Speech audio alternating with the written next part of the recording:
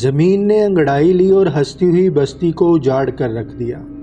اس کے بعد ترکیہ اور شام میں ہر نیا دن غموں کے پہاڑ توڑنے لگا۔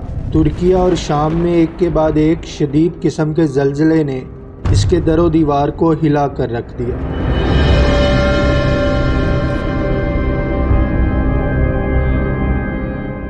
پہلے زلزلے کی شدت ریکٹینگل سکیل پر 7.5 تھی۔ اس کے تھوڑی ہی دیر بعد دوسرا زلزلہ آیا جس کا میگنیٹیوڈ اس سے بھی زیادہ تھا، یعنی 7.8۔ ہزاروں بڑی بڑی عمارتیں ایک لمحے کے اندر ہی زمین بوس ہو چکی ہیں۔ زلزلے سے تباہ عمارتوں کے ملبے سے لاشیں نکالنے کا سلسلہ جاری ہے اور ہزاروں لوگ شدید زخمی ہیں اور بہت سارے ابھی لاپتہ ہیں۔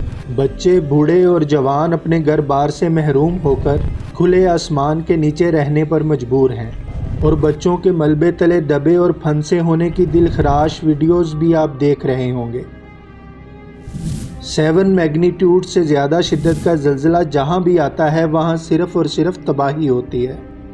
ترکیہ کے اندر لیول 4 کا الارم جاری کر دیا گیا ہے، اور یہ الارم اس وقت جاری ہوتا ہے جب کوئی ملک انتہائی مشکل کے اندر اپنے حالات کو نہ سنبھال پائے اور اسے دوسرے ملکوں سے مدد کی ضرورت ہو۔ اس کے علاوہ اس زلزلے کا اثر ملک شام پر بھی ہے۔ سعود ترکیہ اس زلزلے کا مرکز تھا جس کا 90% ڈیمیج اسی جگہ پر ہوا، اور اس کی وجہ یہ بتائی جا رہی ہے کیونکہ ترکیہ ایک ایسی جغرافیکل لوکیشن پر موجود ہے کہ یورپ اور ایشیا کی 2 بڑی ٹیکٹونکس پلیٹس کے درمیان میں موجود ہے، ایک نارتھ اناتولیا فالٹ لائن اور دوسری ایسٹ اناتولیا فالٹ لائن، اور نارتھ اناتولیا فالٹ لائن کی ٹیکٹونکس پلیٹس کے اندر بدلاؤ کی وجہ سے یہ زلزلہ آیا۔ اب ہم ٹیکٹونکس پلیٹس کے بارے میں جانتے ہیں کہ یہ کام کیسے کرتی ہیں۔ یہ ہزاروں کلومیٹر لمبی مضبوط چٹانیں ہیں جو ہماری زمین کے نیچے پائی جاتی ہیں، اور یہ موو کرتی رہتی ہیں۔ جب یہ 2 چٹانیں موو کرتی کرتی آپس میں سٹک ہو جاتی ہیں، آپس میں جڑ جاتی ہیں اور ہل نہیں پاتی تو سٹریس پیدا ہوتا ہے، اور یہ سٹریس جب فریکشن سے زیادہ ہو جاتا ہے تو انرجی ریلیز ہوتی ہے۔ یہ انرجی لہروں کی صورت میں ارتھ کو ہلا کر رکھ دیتی ہے۔ اس کو زلزلہ کہا جاتا ہے۔ کائنات کا ذرہ ذرہ اللہ تعالیٰ کے کنٹرول میں ہے۔ زلزلے کا مرکز کیا ہے بتایا جا سکتا ہے، زلزلے کی شدت کیا ہے بتایا جا سکتا ہے، زلزلے کی گہرائی کیا ہے بتایا جا سکتا ہے، لیکن آج تک کوئی بھی سائنس یہ نہیں بتا سکی کہ زلزلہ کب آئے گا۔ اس کا علم صرف اللہ ہی جانتا ہے۔ ترکیہ میں قدرتی آفت کے دوران بہت ساری ایسی خبریں بھی اس حادثے کے متعلق سننے کو ملی جو کہ بہت زیادہ حیرت انگیز ہیں۔ مثال کے طور پر ایک ریسرچر جس کا نام ہے فرینک ہوگر بیٹس، جو سولر سسٹم کی پلیٹس کی جیومیٹری کا زمین پر اثر کیسے ہوتا ہے اس کے متعلق سرچ کرتے ہیں۔ اس نے ترکیہ میں آنے والے زلزلے کے بارے میں 2 دن پہلے ہی ٹویٹ کر کے بتا دیا تھا کہ ترکیہ اور شام میں زلزلہ آئے گا اور اس کا اثر کس کس جگہ پر اور کتنی شدت کے ساتھ ہوگا، اور یہ بات بالکل سچ ثابت ہوئی۔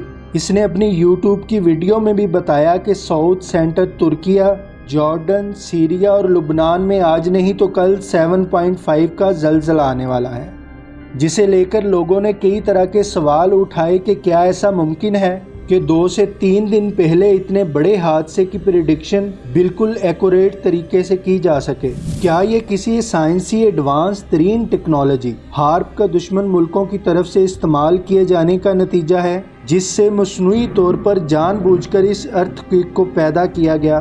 اس کا امپیکٹ صرف مسلم ملکوں پر ہی کیوں ہے؟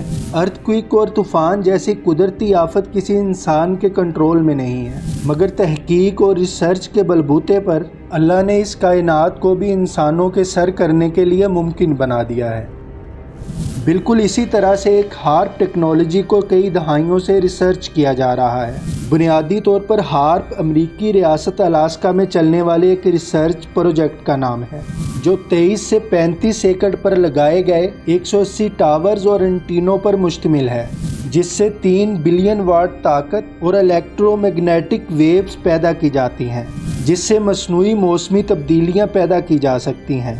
زمین کے اوپر فضا کی مختلف تہوں میں ایک تہہ کا نام آئنوسفیر ہے، جس کی موٹائی سطح زمین سے 70 سے 300 کلومیٹر تک ہے، جو بے شمار مثبت اور منفی آئنز پر مشتمل ہوتا ہے۔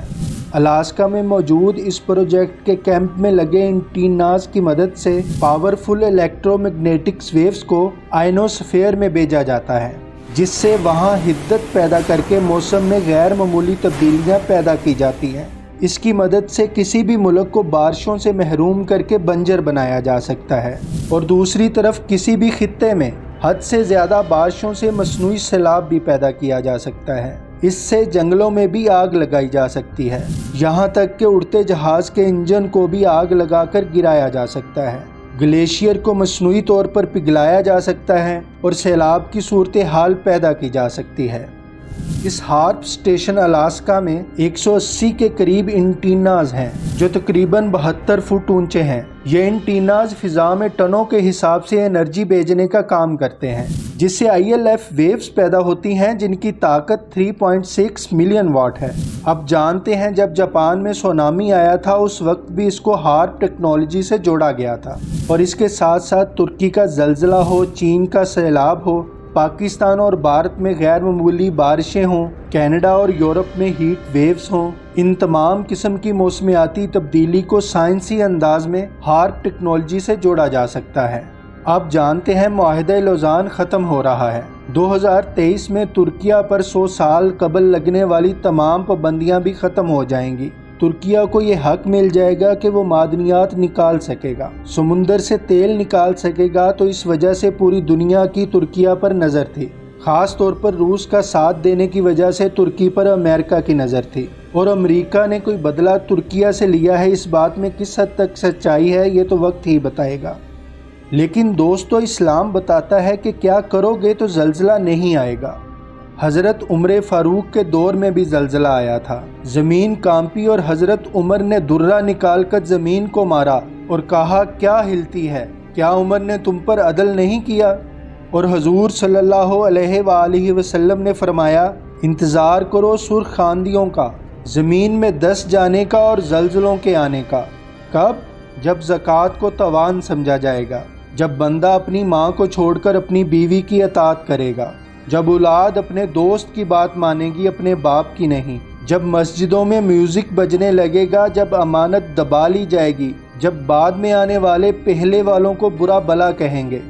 अगर हम थोड़ी देर के लिए सोचें, ज़ल्ज़ला हमें कितना बड़ा सबक देकर जाता है। एक सेकंड में हमारी ज़िंदगी बिल्कुल बदल सकती है। तो दोस्तों, माफ़ करना सीखो और माफ़ी मांगना सीखो। ज़िंदगी बहुत मुख्तसर है, जितना टाइम मिला है इसे अल्लाह की याद में गुजारो। हाकमियत सिर्फ अल्लाह की है।